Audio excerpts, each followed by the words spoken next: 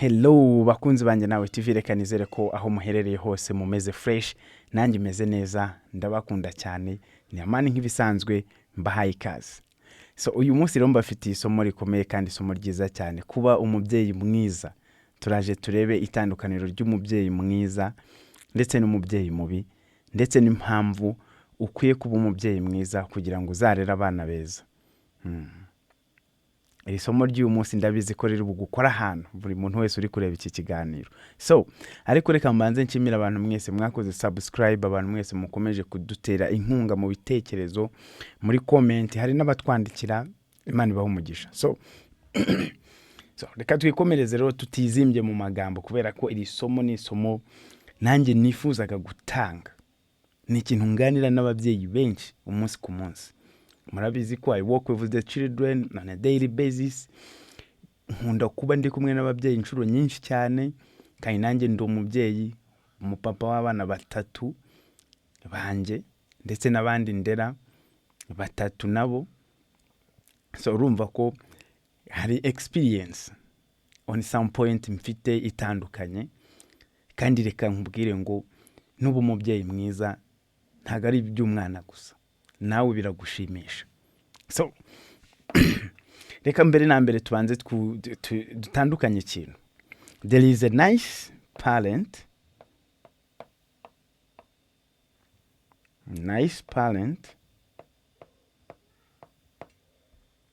and there is a good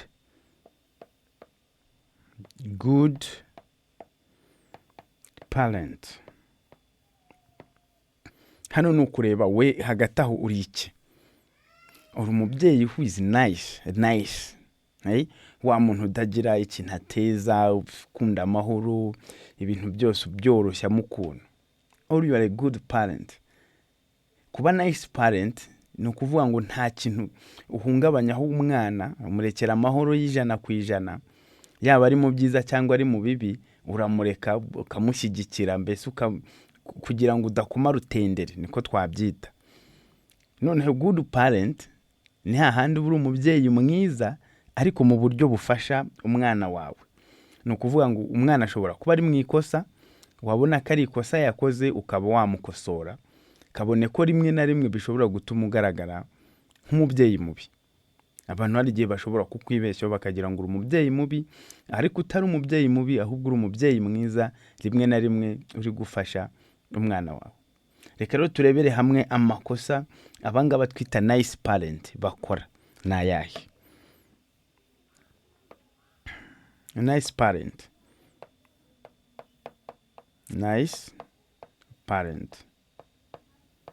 Sorry guys. Nice parent. Ahangaha ni wa mubyeyi ubona umwana ari kugendana n'inshuti mbi, bad friends.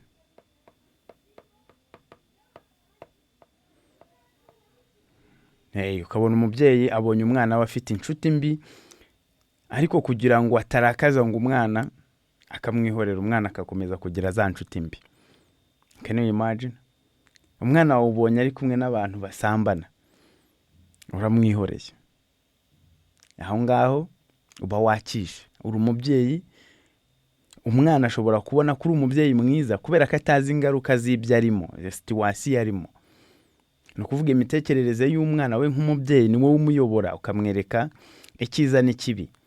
Ariko umwana ashobora kuba azi ko kwirirwa asohoka afite za nshuti mbi nta kibazo, akumva ko ubimubujije ushobora kuba umubangamiye, nawe koko kandi ubimubujije waba umubangamiye. Ariko ahangaha turi kureba, ese ni mu gihe kirekire cyane mu gihe gitoya. Ushobora kumurakaza uyu munsi ku kintu yari gukora, ariko wenda yari kujya mu busambanyi akagwara sida n'urugero. Ibyo ngibyo ni ibintu bizamugiraho ingaruka mu buzima bwe bwose, kabone n'ubwo wari kumurakaza umunsi umwe cyangwa ibiri, kandi yashobora no kurakara umwaka wose, imyaka 5 yose. Ariko icyo gihe yarakaye cyangwa yababaye, wamubabaje, bishobora kumuviramo inyungu. So ababyeyi rero beza, abangaba bashaka gushimisha abana, ntago bumva bafata icyemezo cyo kumubwira ikintu ari gukora kibi, ajya mu ikosa akamwihorera. Hari igihe noneho ababyeyi hari igihe amubona wenda umwana ari kwanga ishuri,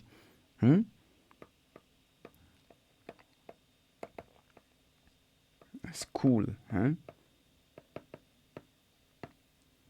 Umwana akanga kujya kwiga, noneho umubyeyi akamwihorera akamureka kugira ngo badashwana. Umwana agahitamo kujya mu bindi bintu, fashion, modeling, muri studio, mu bitaramo, mu tubari, igihe yakabaye ajya ku ishuri agahitamo gukora ibi ngibi. Umubyeyi akamwihorera. Cyangwa umwana ashobora kugira indiscipline. Ntabwo umwana agira discipline mbi iyo ari hanze yo mu rugo, ahubwo iyi discipline aba yarayitangiriye hehe? Mu rugo. Hari igihe rero umubyeyi amureka. Wowe uri umubyeyi wumvisha umwana wawe aratukanye, atutse umuntu, nawe uramwihoreye. Ahangaha you are risking ko umwana wawe ubuzima bwe bwangiritse. Ubuzima bwe bwangiritse, wabwangije cyane. So my dear parent, ibi bintu, izi ni ingero zimwe mu bintu ababyeyi bumva ko ari beza bakora bari gukorera abana babo, ariko ni ibintu bibi cyane, bibajyana mu ngeso mbi, bibajyana mu buzima bubi. Ndetse ahangaha utangiye kurogereta ko mu gihe kizaza, igihe umwana wawe yakaba yagushimisha, uzaba uri mu bibazo, uri kurogereta. Ibyo wakoreye byose, ibyo wifuzaga kumuha byose, ibyo wifuzaga kahinduka byose, nta na kimwe abaye cyo. So my dear parent, tugerageze kuba not just nice but good parents. So let's go. Good parent. Umubyeyi mwiza. Ahangaha you are willing to conflict your child. Umwana wawe ushobora kumubwira nabi. Ntabwo ndi kumubwira nabi mu buryo bwo kumutuka cyangwa kumutonganya, ariko ushobora no kumutonganya bibaye ari ngombwa, abaye yakoze ikosa. You need to guide. Ntago akora ibintu uko yishakiye ngo umwihorere niba ushaka kuba umubyeyi mwiza. Oya, ahubwo yakoze ikintu ukabona kiri against, ukabona yatambikiriye, wowe mubyeyi wivangamo, kabwira ati hoya, ariko umuryango wacu suko tumeze, values zacu nizi, hari ibyo twitaho, hari n'ibyo tutitaho, hari n'ibyo turinda, kugira ngo ahangaha umwana wawe azakura azi ko hari kirazira mu muryango wanyu, hari ibyo mukunda, hari n'ibyo mudakora. Ahangaha ukwiye kubimenya. Ahangaha kandi ujye wibaza, ujye ugira hard talk. Hard talk cyangwa ikiganiro kirimo ukuri.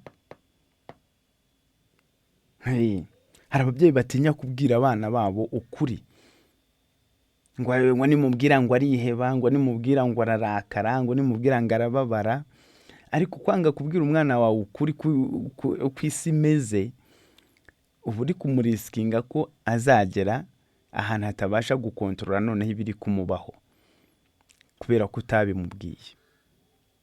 Niwanga kumubwira ko kugendana n'inshuti bizamushyira mu bibazo, ushobora kwikanga yatangiye kunywa ibiyobyabwenge, kandi noneho utari bumugarure ngo umubwire ya message cyangwa ya nama washakaga kumugira. Ahangaha rero urumva ko ni ingenzi kwicaza umwana ukamusobanurira, ukamubwira ati ariko iriya nshuti yawe uzi ko ari nziza nimbi, izagushyira mu busambanyi.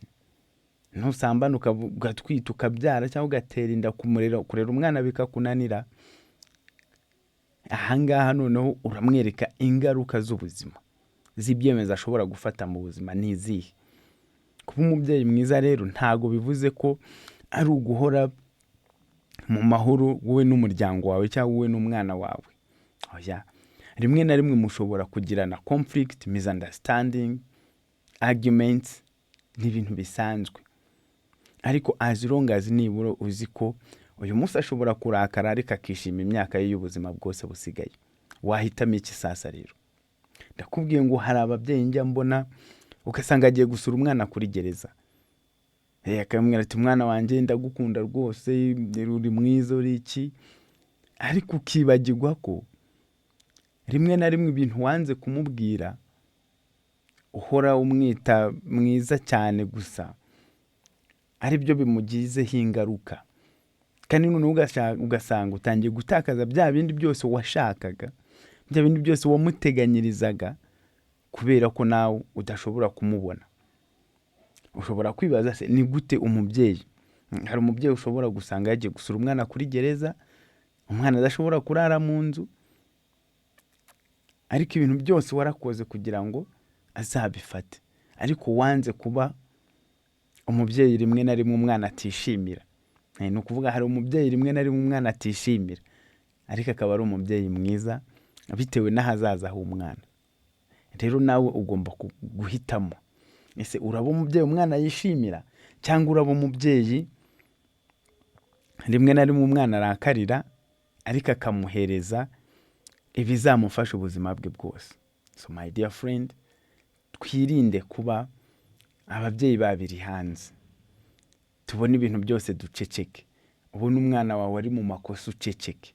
Ubona umwana wawe atukana uceceke. Ubona umwana wawe agendana n'ibirara wicecekere. Ngo umwana wanjye ngo simba nshaka kumubabaza. Hanyuma se natangira kwiba, wowe akakubabaza, nawe akibabaza, ejo hazaza he hose hakangirika. Nibwo uzamenya, nibwo uzumva ko ari byiza se? Ntabwo bishoboka. So twihangane rero, tureke kuba nice parents, ahubwo tube good parents.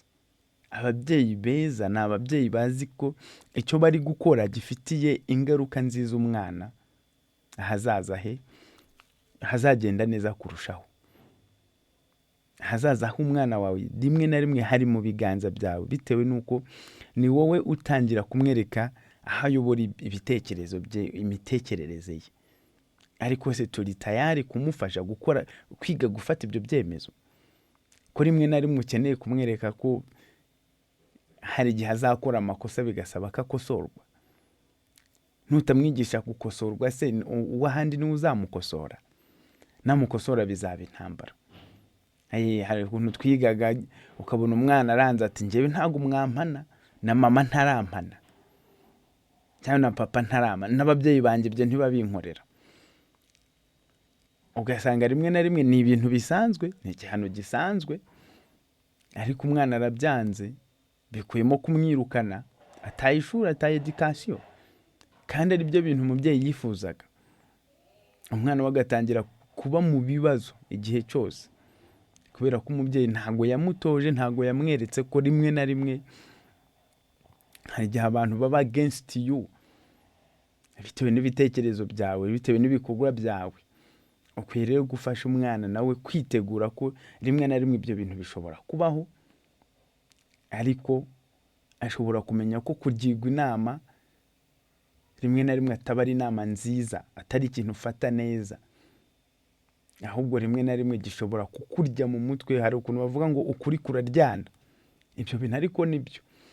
N'inama nziza rero ntabwo ziza mu buryo bwiza. Hari igihe bisaba ko ziza mu buryo bubi, ziza mu buryo bw'ibihano, ariko ugasanga biri kukurinda ingaruka mbi mu gihe kizaza. So my dear friends, my dear parent, niba uri papa, niba uri mama, tangira guhitamo. Ntabwo ukwiye kuba umubyeyi mwiza kugira umwana kwishimire gusa. Ukwiye kuba umubyeyi mwiza uri gusigasira ahazaza h'uwo mwana. Murakoze cyane, Imana ibahe umugisha. Abantu mwese mwakoze subscribe, kandi namwe mufite icyo mukuye muri iri somo, dukomerezeho.